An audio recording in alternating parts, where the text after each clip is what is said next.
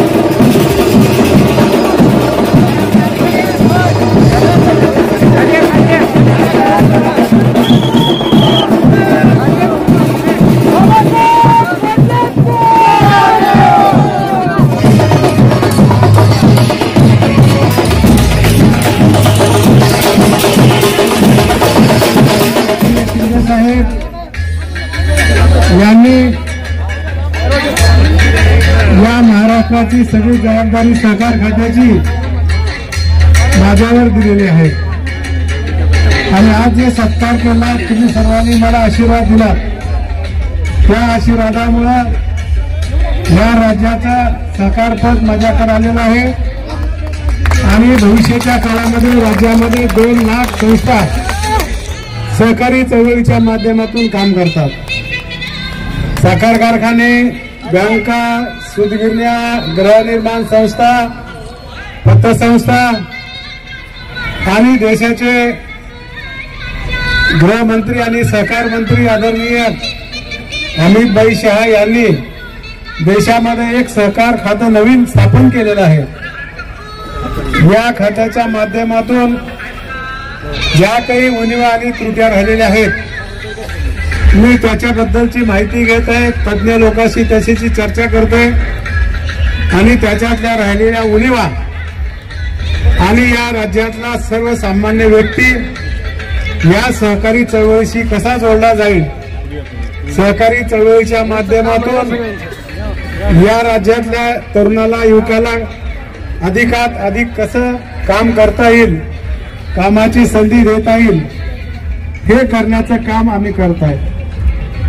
अजितदादा पवार साहेबांनी त्यांच्या प्रशासकीय अनुभवामुळे त्यांनी आतापर्यंत या प्रशासनात चांगल्या प्रकारची पकड असल्यामुळं त्यांनी ही जबाबदारी माझ्यावर दिलेली आहे।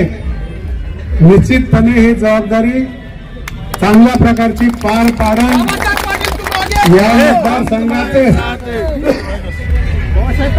नाव या राज्यातच नाही तर देशामध्ये कशी चळवळ चांगली जाईल हे एक दिवस चित्र तुम्हाला दाखवल्याशिवाय गप्प बसणार नाही।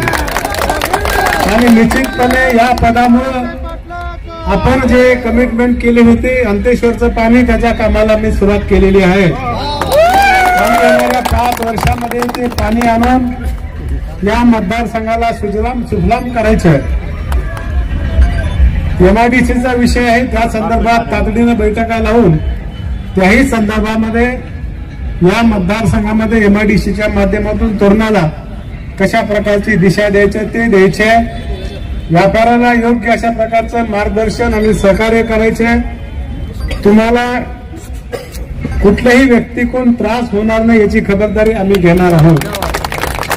आणि म्हणून ज्या भावनेनं या लोकांनी ही निवडणूक आतापर्यंत खूप आताची निवडणूक विचित्र झाली, पण या मतदार संघातल्या जनतेने कुठल्याही भूलथापाला बळी पडले नाहीत। मराठ्यांमध्ये लोकांना काही वेगळ्या प्रकारचं वातावरण करायचा निर्माण केला, राजकीय शानपण जे म्हणतो या समाजाने बघितलं। या मतदारसंघाला कोण न्याय देऊ शकतंय तर बाबासाहेब पटेल देऊ शकते। सगळ्या गोष्टीला बाजूला केल्या आणि या कुठल्याही भूलथापाला बळी पडले नाही। मुस्लिम समाजाच्या संदर्भात देखील खूप वेगवेगळ्या युक्त्या प्रयुक्त्या काढल्या, वरून फलिते काढले। या मतदारसंघातल्या सर्व मुस्लिम बांधवांनी त्यांच्या गुरुवर्यांनी खूप मला सहकार्य केलं आणि या भागामध्ये शांतता प्रसवण्याचं काम, शांतता ठेवण्याचं काम आम्ही करणार आहोत। सर्व जाती धर्माच्या लोकांनी मला मतदान केलेलं आहे। मी सर्व जनतेचा आमदार आहे। कोणालाही काम पडलं तर सरळ यावं आणि मंत्र्याला देखील करता येईल मदत, पण थोडस उशिरा करू। म्हणून आपण आमचं एवढं स्वागत केलं त्याबद्दल आभार मानतो। खरं तर ही परवानगी नाही आहे। डिपार्टमेंट म्हणले की तुम्हाला असं फिरता येणार नाही, कुठे जाता येणार नाही। मला एवढी वेळ आमच्या मतदाराचं थोडंसं स्वागत घेऊ द्या आणि बाकी नंतर मग पुढच्या आठवड्यात तुमच्या म्हणण्याप्रमाणे वागूया। म्हणून त्यांनी आम्हाला सहकार्य केलं, प्रशासनाने देखील आम्हाला खूप सहकार्य केलं, कर्मचारी वर्गाने देखील खूप मदत केली, मतदान पोस्टलचं केलं। निश्चितपणे या मताचा आदर राखून तुम्हाला असंच ऐकायला भेटल की आपण जे मत दिलंय ते कामासाठी दिलंय असं ऐकायलाच मिळेल, एवढीच गवाही देतो। आणि सर्वसामान्य माणसांनी या ठिकाणी माझा सत्कार केला, मायेची पाठीवून हात कौतुक केला। या कौतुकाच्या जोरावर निश्चितपणे या सहकार चळवळीला न्याय देईन। आतापर्यंत मित्रांनो हे खातं मराठवाड्यात कधीच आलं नाही, मला कळतं तसं। उदयसिंह राजे भोसले, स्वर्गीय विलासराव देशमुख साहेब होते त्यावेळेस साताऱ्याचे राजे होते। त्याच्यानंतर आमचे सहकार मंत्री हर्षवर्धन पाटील, सोलापूरचे सुभाष बाबू देशमुख, माझे मित्र कराडचे गेल्या वेळेस बाळासाहेब पाटील कराडकर, आणि त्याच्यानंतर मराठवाड्याला ही संधी भेटली आहे।